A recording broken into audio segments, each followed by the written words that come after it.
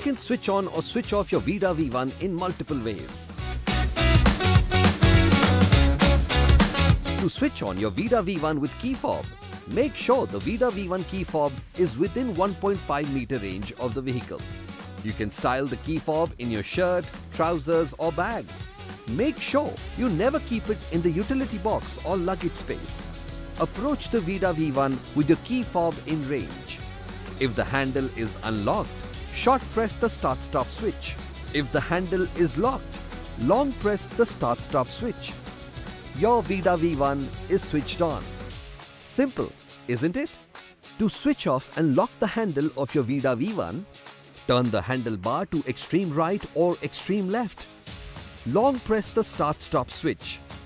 Your VIDA V1 is now switched off and the handlebar is locked. Alternatively, you can turn the handlebar to the extreme right or extreme left and then slide the lock icon on the TFT screen from top to bottom. If your key fob is not in range, your VIDA V1 won't switch on.